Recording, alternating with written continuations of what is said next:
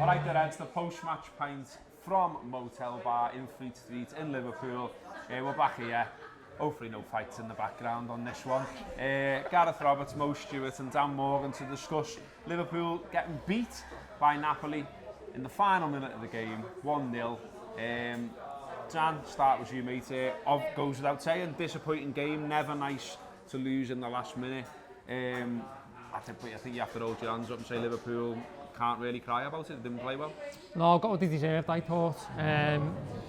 Got to credit Napoli. They come as the best version of themselves tonight, I think, and to a man, they're absolutely faultless. And we've had those performances ourselves over the past couple of years, and we've kind of got used to them. So we've got a bit of medicine back tonight, and this might just go down as one of the lost Liverpool games down the years, where you look back down the archives and you go, "Now remember we got beat there." And okay, it throws the group open a little bit more, but at the same time, I don't think it'll affect us. I can't see Napoli coming to Anfield and being anything like that. Yeah. You know what I mean? And maybe that is a little bit counterintuitive in the fact that they probably won't be like that against PSG as well, even at home. But at the same time, I think now we go on to, in the Champions League at least, Belgrade back to back. Got a good chance there to put the wheel back on. And we just got to take our medicine tonight, I think. Yeah, I mean, Mo, the old cliche, game of two halves and all that, because at least in the first half, you know, we had the ball in the final third and stuff. Although even when it got there, it was the same old story of Mo not looking on it. All three of them really. You know, wrong choices all the time and miss it shots. And of all the times I've seen our front three playing together, that was the most far apart I've seen them look. And I don't know whether or not it was just the mad screen in it, but it looked like a really big pitch. It looked like every single Liverpool player was really struggling to find another red shirt on the ball. And when you're in those situations, all you can do is just hang in there, just grind it out and hope to get a point. And we came really close to doing that. I mean, considering how many things we did badly, the fact that we weren't 3-0 down is actually quite impressive if you look at it from a perverse way. But yeah, very much the better team won. We cannot afford to play it like that again. No. We have been saying recently we've been performing under par and getting results, and we've been studying that as a positive. Maybe now we've got to start looking at it as like, well, okay, we should start just playing better. And we keep saying on the Mo thing, I mean, we're Liverpool fans, and you know, I don't think there's anything wrong with sort of being positive and looking on the bright side, but I'm starting to swing a little bit on the Mo thing in that I'm slightly concerned about some of the things he's doing. So, you know, there's a chance in the first half where it's a simple ball to Firmino. Firmino's in space, and he sort of seems to have a look, and then he just cocks the pass up, and I don't even know what he's trying to do with the pass instead of just passing to Firmino. He's probably thinking about the three potential options he's got, as in play the ball that way for him to kind of drag it across the defender, play it into it so he just has to hit it, or shoot himself. And whereas last season, when he was at his best, he wasn't thinking about three options, he's just doing it. Yeah. And that's the hardest thing to get back. It's not a case of just saying, okay, just do this and it'll definitely be all right. Sometimes it's just got to happen organically. And it really is very similar to how Mane was last season. Yeah. And it was like, we know he's a good player. We know that he can get better. We know this isn't going to last forever. But we kind of wish it would stop now. And, I mean, obviously, we've got these big run of games. We've got arguably the biggest game of the season coming up next. It'll be a really good time for him to kick into gear. And with every game it doesn't happen, you get a little bit more nervous. Is it a little bit? I'm gonna lead on another cliche for you now, but is it could it be potentially a wake-up call for Liverpool? Because we said at the top, Napoli deserve it. Liverpool don't have a shot on target all game. I think they only manage about 4 all in all. Napoli have about 14. They're well deserving of the win. They hit the bar as well, of course. And I think if you're trying to look for positives from a Liverpool perspective, you can probably go Gomez, Robertson, the keeper. And then beyond that, you're starting to struggle a little bit, I think.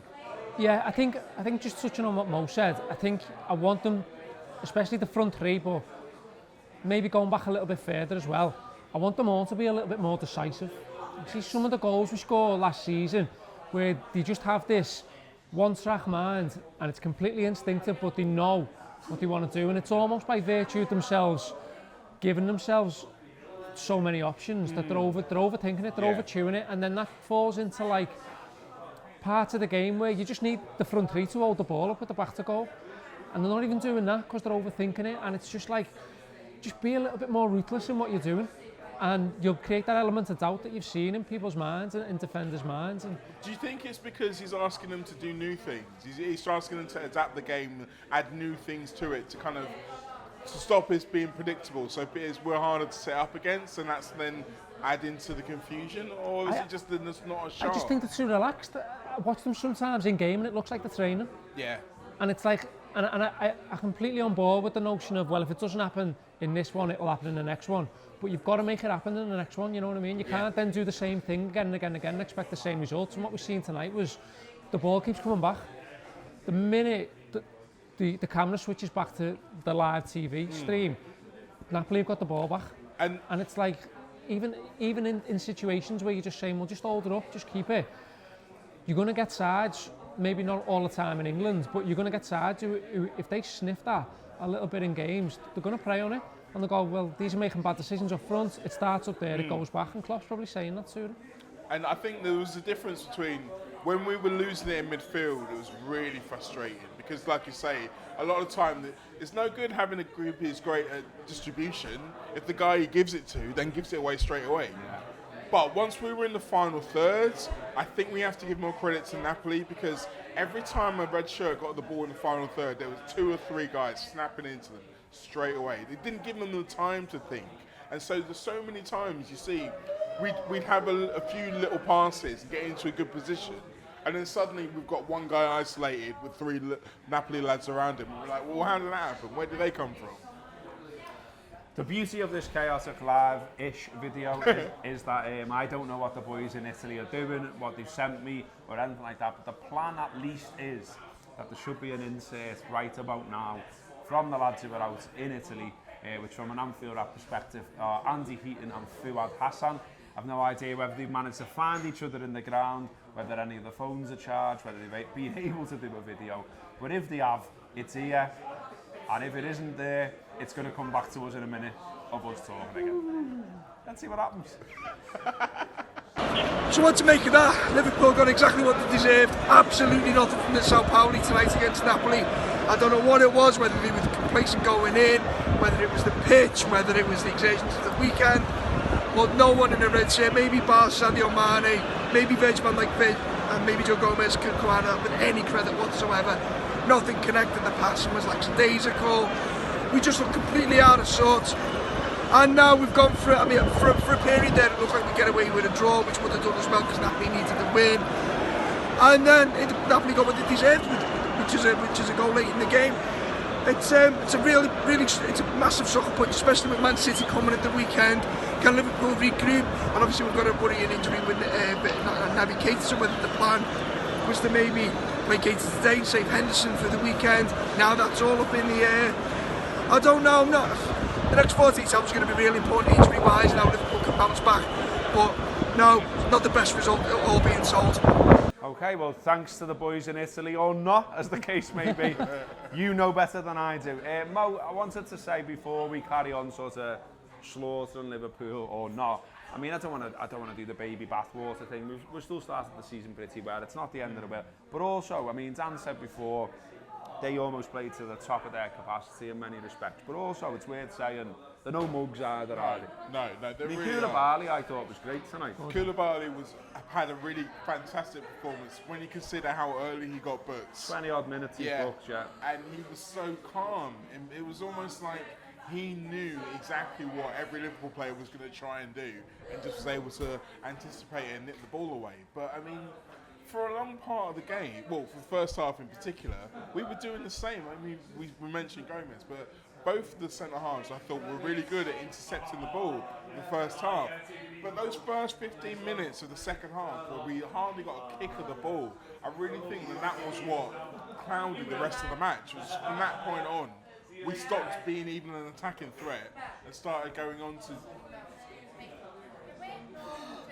Most fans gagging in while we're doing live videos and that. Live video for you there. So, listen, I'll just jump in on something. I think, kind of a wider point on this, but I think that there's a real argument that if you look at Hoffenheim, Lyon, Napoli, these are teams who've all set up with a plan. See you later. These are all teams who've come with a plan to beat Liverpool and Man City. Do you know what I mean? And I think in a wider conversation, thinking about writing something on it tomorrow, in that you'd almost think the Premier League can learn a lesson from these teams, in that there's better teams in the Premier League than Napoli, I think. There's better teams in the Premier League than Lyon and Hoffenheim, but they've actually come with a plan to beat the best sides in England. Not just to ride out and try and get 10 minutes in a game. They've got a plan to win, and what Napoli done really well tonight was they just played the lottery and getting behind our fullbacks all the time. They stayed high, they kept the men high, they told them to cheat all the time. You played the wrong side of Robertson and Trent. You've seen how many times they got in. I'm not saying I want every team to turn up like that and play like that, but at the same time, it make for a much better Liverpool in many ways, because they'd have to be on it a lot more. It was a lot of what we do to other teams. And yeah. Normally, when that happens, the press and the swarming round. Normally when that happens, we are good enough to counter it. Well, normally we can play the one-touch stuff, can't we? We can move it quickly, but you've both said that the decision-making, that ability to move it quickly wasn't there. I mean, I'm a bit loath to reference the pitch because both teams have to play on it, and we've just lost to a team who also played on the same pitch, but the pitch wasn't the best. It wasn't, and I mean, it's something you're probably going to be used to if you play on it every other week, so you can the weird bounces you can probably guess. Yeah. But again, these are professional lads, right? We expect them to be able to adapt over the course of a 90-minute football match, and they didn't. So there's only so much leeway we can give them on that score. I think the biggest thing you have to take away from it, from perspective, is that this doesn't mean that we are out of the group. We've still got enough chances to even still be top, let alone still qualify. So from that perspective, it's not as damaging a defeat as it could have been, but when you think about the injury to Naby Keita, which we still don't know, we don't know how good it did look a bit hamstringy, I have to say, which if there is, it means that's at least 2 to 3 weeks. I mean, obviously we've got an international break in that, but still. But I like to think that this is the kind of game where wagons are going to be circles. There's going to be like a team meeting and people say, look, okay. It's a home game, it's against City, pretenders to our crown as a great club and all that sort of stuff. We always get ourselves up for it. I mean, they haven't won at Anfield since Nicholas Anelka was scoring a couple of goals in, whenever that was it 13 or something like that? So, I mean, is there a concern for you though, Dan, around that performance, or do you, like Mo's saying, do you think this is almost the perfect game to bounce back? I think that obviously we've not won now in 3. Yeah. And that's, you have to look at that in its context, and we will all want to bounce back against Man City, and I think the anger that Klopp references a lot, that's got to be present on Sunday. They've got to be hungry, angry that they've got beat tonight, and the manner in which they've got beat, and they've got to look to bounce back. And I think the lessons are going to be learned, should be learned all over the place from tonight. And I don't just mean that on pitch. I think some of the subs are mad. I really don't get the Sturridge sub. I don't get it, because you're not in the game. It's not like the Chelsea situation where you're pressing. We're not the ones pressing for that goal, Napoli are. And we've seen how many times this season he does the centre-half sub as his last sub, and he doesn't do it tonight. And I'm just thinking to myself when he's bringing Sturridge on. He's already got Fabinho on though, hasn't he? Yeah, but slightly other note, I'm worried Fabinho might be a bit shit. Is me worry. And I know that I'm jumping there, but I'm exaggerating. But what I mean is that I think it's clear that he's 5-10 yards off where he should be at times, just in terms of the shape. And if you're going to bring him into that situation, I don't think it's entirely fair, whereby I think, if you're going to do a sub like that, which signals your intent to go and get a late winner, then I'd be doing Shaqiri, because you need someone who's going to give you an outlet. And Daniel's fine when all the territory, you have it in that final third, but when you're chasing onto things, when you're picking up scraps, doesn't really have the mobility, and that's where I worried a little bit, and I just thought, if you've done the centre-half sub that many times this season, why not do it then and close the game out? No, So that has to be it's a fair point. I mean, obviously, when I saw Sturridge coming on as a part of me, it was like, yeah, okay, we're still thinking about winning, so I was happy about that. But when you put it in context like that, it doesn't make sense. And to be honest, if you look at it, did Sturridge even touch the ball in the final thirds?